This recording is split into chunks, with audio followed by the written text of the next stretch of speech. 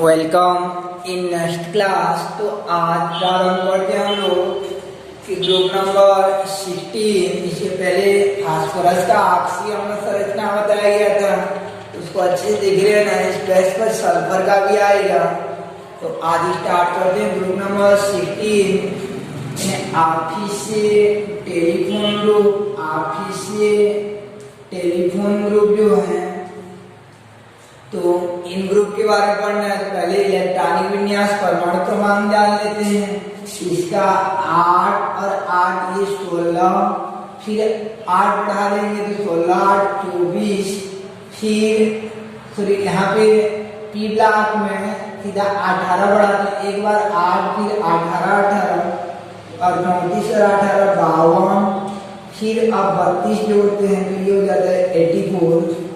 तो इस प्रकार ये परमाणु क्रमांक हो जाते हैं। अब इलेक्ट्रॉनिक विन्यास होता है आपका इनका NH2 NP4 रहता है, लास्ट में NP4 आता है, जबकि 15वां समूह में आपका NP3 आता है, यानी अंत में NP3 आता है।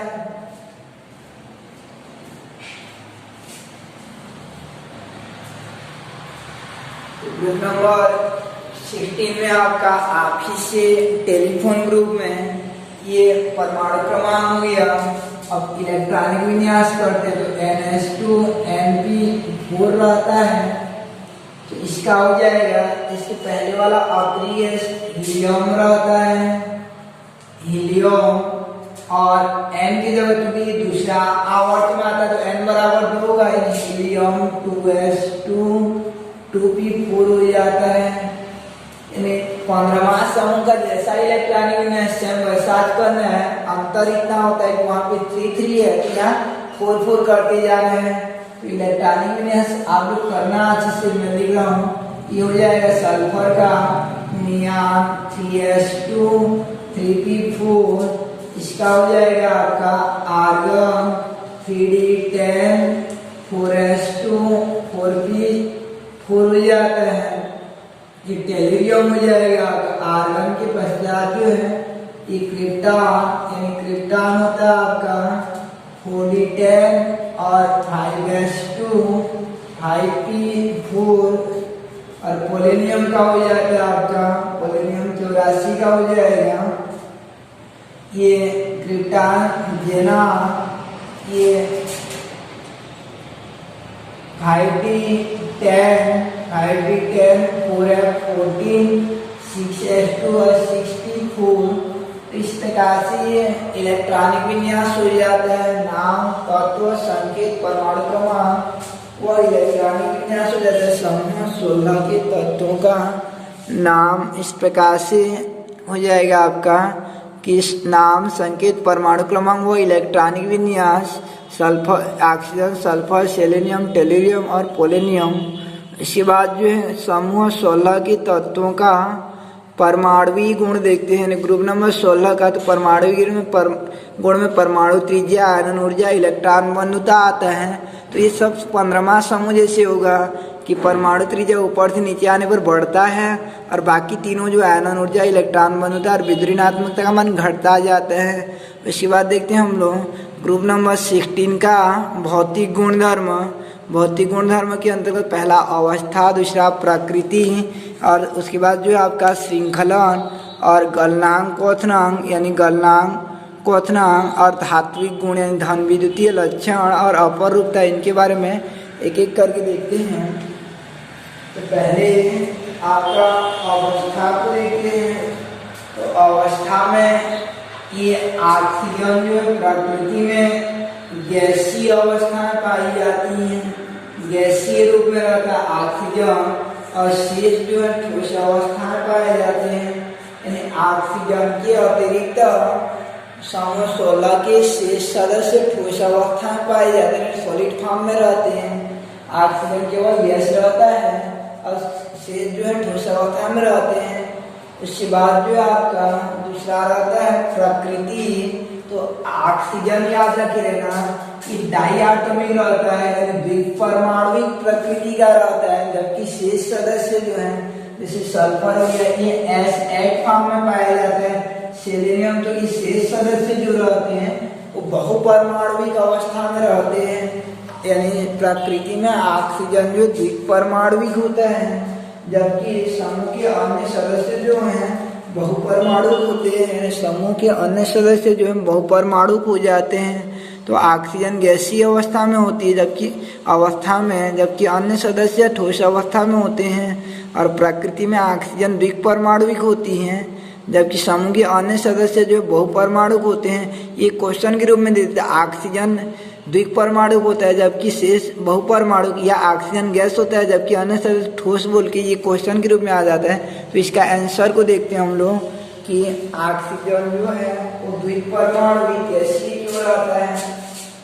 तो ऑक्सीजन का आकार जो है अत्यंत छोटा होने के कारण, ये ऑक्सीजन का आकार अत्यंत छोटा होने के कारण इनके, ये ऑक्सीजन का आकार जो है अत्यंत छोटा होने के कारण इनके ये पीजेड कक्षक जो है अच्छे अतिव्यापन का सीमापन बना लेते हैं। साथ साथ जो है ये वायु वाले जो है पार्श्ववर्ती अतिव्यापन करके पाइबर भी बना लेते हैं। ऑक्सीजन में ये एक कक्षक में और एक कक्षक में इलेक्ट्रॉन रहता है, दो ही में रहते हैं, तीनों में नहीं रहता है। नाइट्रोजन में तीनों में रहते हैं।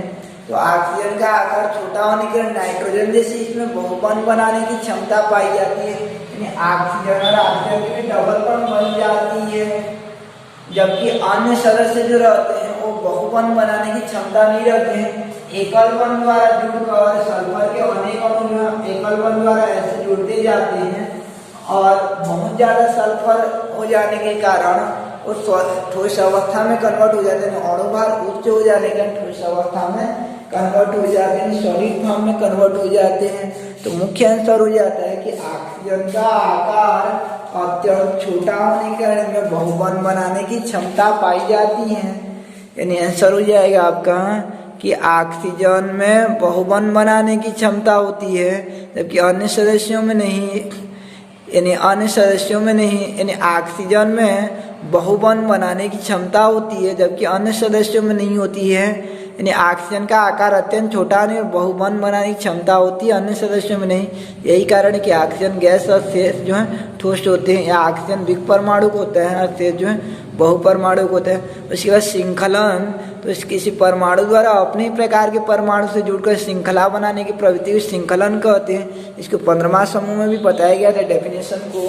तो इस समूह में सबसे अधिक मात्रा में श्रृंखलन गुण रखता है, सर्वाधिक श्रृंखलन गुण रखता है। याद रखिए ना, सल्फर जो सर्वाधिक श्रृंखलन गुण रखता है। उसके बाद धात्विक लक्षण होता है, तो ऊपर से नीचे की आने पर इलेक्ट्रॉन त्यागने की प्रवृत्ति बढ़ती जाती है, क्योंकि आकार जो बढ़ता जाता है तो इलेक्ट्रॉन त्यागना सरल होता जाता है। यही कारण है कि धात्विक या धन विद्युतीय लक्षण बढ़ता जाता है। यानी जो जितना धात्विक बड़ा आकार होगा वो इतना सरलता से इलेक्ट्रॉन त्यागेगा तो उतना धातु होगा। इसलिए ऊपर वाले जो हैं ऑक्सीजन सल्फर अधातु रहते हैं, बीच वाले उपधातु हो जाते हैं, नीचे वाले धातु हो जाते हैं। यानी ऊपर से नीचे आने पर धात्विक गुण बढ़ता जाता है। उसके बाद जो गलनांक ना, तो ऊपर से नीचे गिराने पर गलनांक धात्विक लक्षण में वृद्धि होती जाती है और धातुओं का गलनांक भी उच्च होता है। यही कारण है कि ऊपर से नीचे आने पर गलनांक में वृद्धि होती जाती है। समूह में ऊपर से नीचे की ओर आने पर धात्विक गुणों में वृद्धि होती जाती है, जिससे गलनांक में भी क्रमशः वृद्धि होती जाती है। उसके बाद अपर रूपता, तो समूह 16 यानी अपर रूपता की डेफिनेशन बताया गया था पहले जो है। तो इस समूह में ऑक्सीजन और सल्फर जो अपर रूपता को प्रेषित करते हैं। उसके बाद देखते हैं हम लोग समूह 16 के रासायनिक गुण के अंतर्गत पहला जो है ऑक्सीकरण अवस्था को, यानी ऑक्सीडेशन स्टेज को। तो ऑक्सीकरण अवस्था का अभिप्राय क्या रहता है? तो ऑक्सीकरण अवस्था इनका सामान्य इलेक्ट्रॉनिक विन्यास होता है। NH2 N2 छोड़ रहता है, तो S में 2 इलेक्ट्रॉन होता है और P में होता है आपका 4 इलेक्ट्रॉन होता है। P में जो आपका 4 इलेक्ट्रॉन होता है, तो ये अपने अष्टक को पूर्ण करने के लिए 2 इलेक्ट्रॉन ग्रहण कर सकते हैं। इसलिए -2 ऑक्सीकरण अवस्था होती है, 2 इलेक्ट्रॉन को ग्रहण कर सकते हैं, इसलिए -2 ऑक्सीडेशन स्टेज रहती है।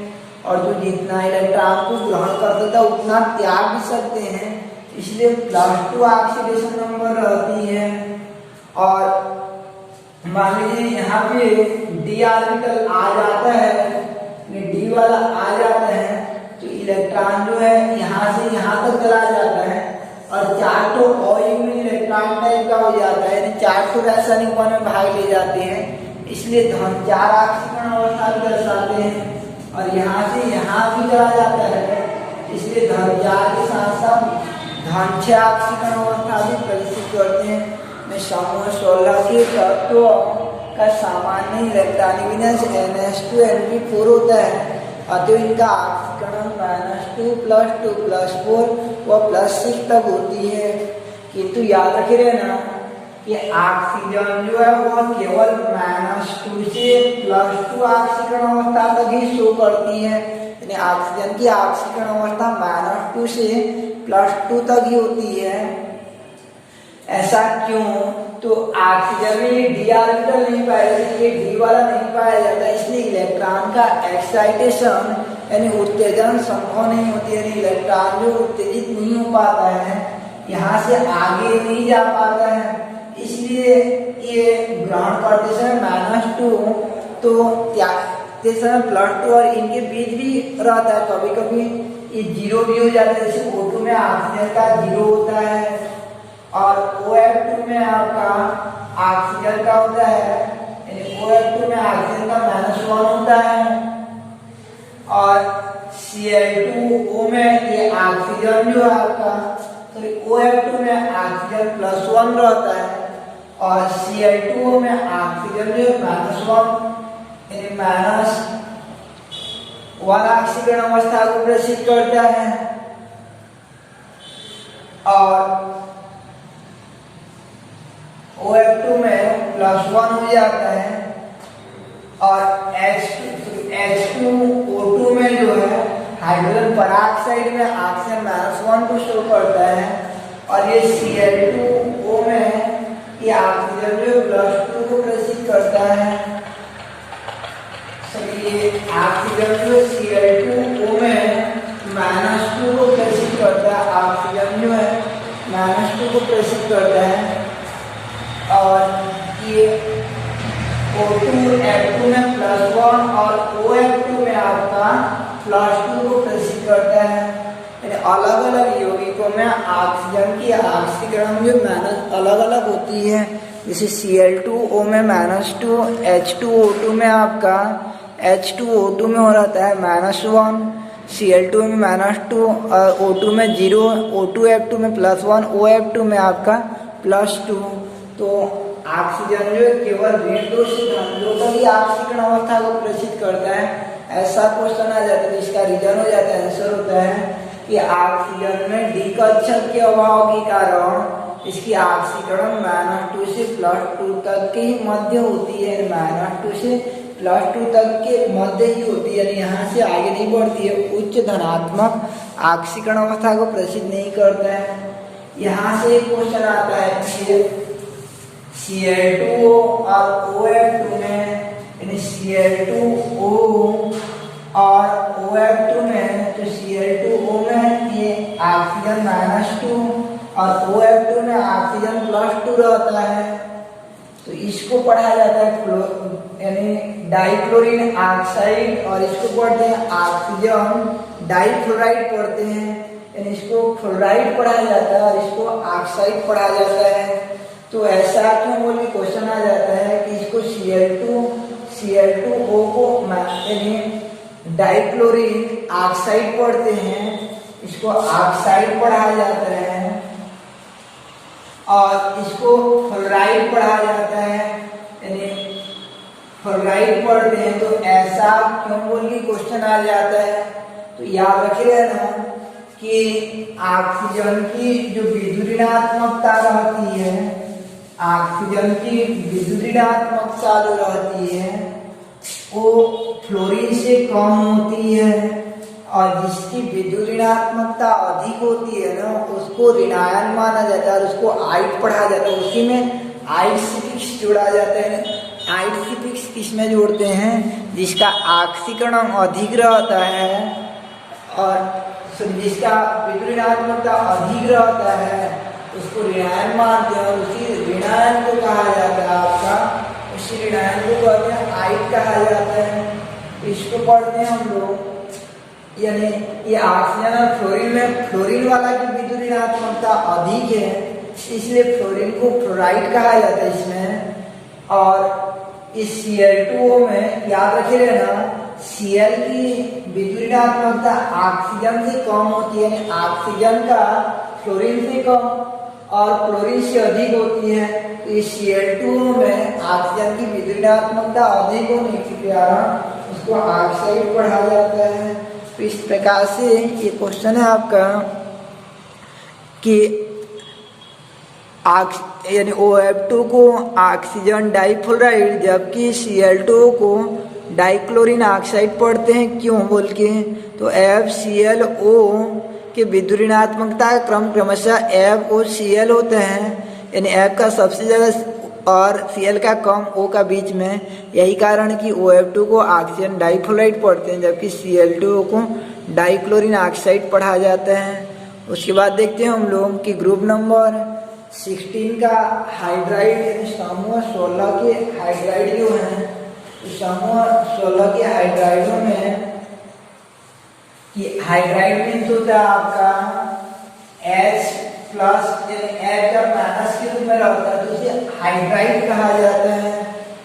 तो ये समूह 16 के तत्व को हम लोग लेते हैं M से लेते हैं और उन पर सामान्यतः धंधु आवेश माना जाता है।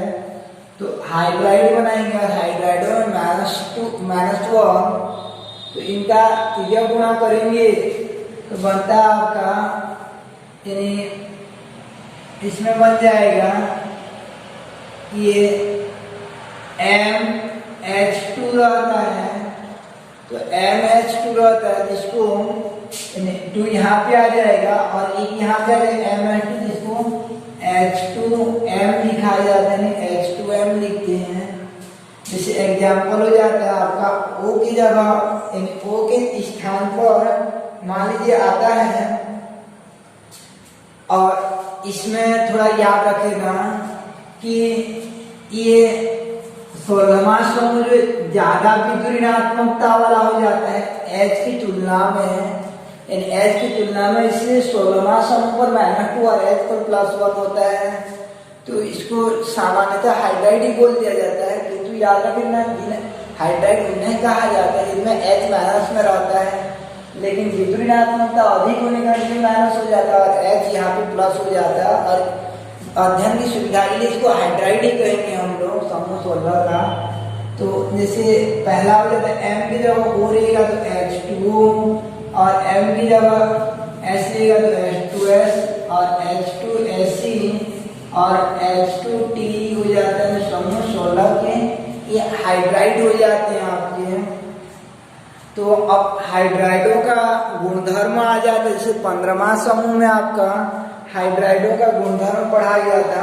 पहला पढ़े थे कि स्थायित्व, तो स्थायित्व में कौन ज्यादा स्थायी हो जाएगा आपका कि समूह में ऊपर से नीचे गिराने पर क्या प्रभाव पड़ता है? केंद्रीय परमाणु का आकार बढ़ती जाती है और विद्युत ऋणात्मकता कम होती जाती है। ये आकार बढ़ती जाती है और विद्युत ऋणात्मकता कम होती जाती है। तो ये MH1 जो है दुर्बल होता जाता है, ऐसा 15वां समूह बताया गया था।